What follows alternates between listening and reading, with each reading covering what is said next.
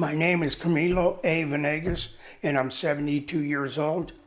My name is John Venegas. I'm just turned 75 in October. I was born in Monterey Park, California. My father is from Zacatecas, Mexico.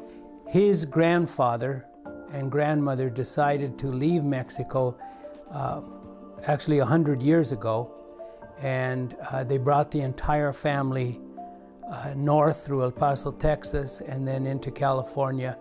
In Mexico, there was a very violent time going on, and there were all kinds of gangs around using the name revolutionaries. And they would come into a town and they would basically take what they wanted and they would rape a lot of the women that were there. So they decided to come north. He lived in Medina Court, which is a Mexican neighborhood. And at that time, they were not allowed to live outside of that neighborhood. So all the kids there played a lot of sports together. And some of the kids were really outstanding ball players, including my father. But at that time, they did not allow Mexicans to play with white kids.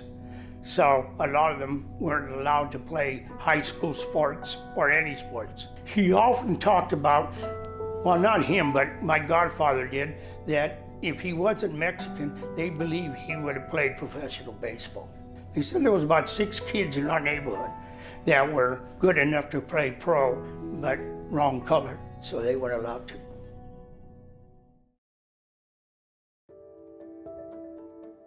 In Spanish, they have a word called pisca. Pisca means the picking. That's what we did in the summer. We would get out of school and we would pick onions. This was in June. When we were done picking onions, we would go to Hemet and pick apricots.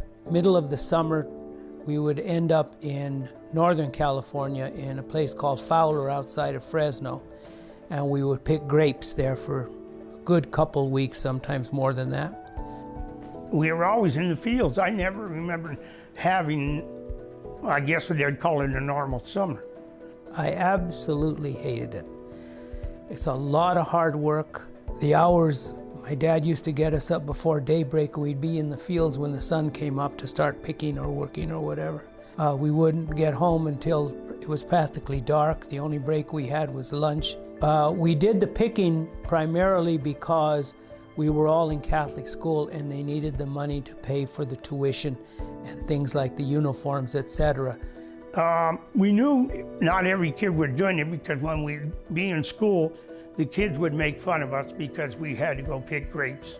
One of my earliest things that I remember was we lived in a house that was a 1-bedroom house and there was 7 of us. It was hard times, but we got through them.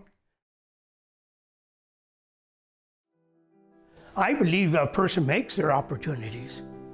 I think a lot of people of color use that to not work hard. I saw my father and my mother struggle very, very hard to provide, to buy property, to build a home, to raise a family, to send their kids to school. And that's always influenced me.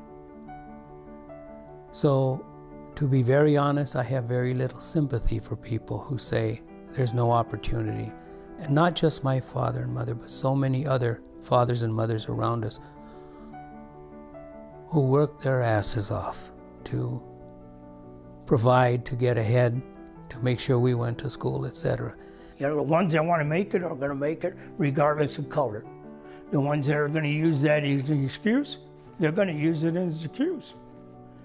To me, a lot of kids today make a lot of mistakes and don't plan for their future properly, or there's a lot of booze or drugs that interfere with a lot of this, of them in their opportunities. So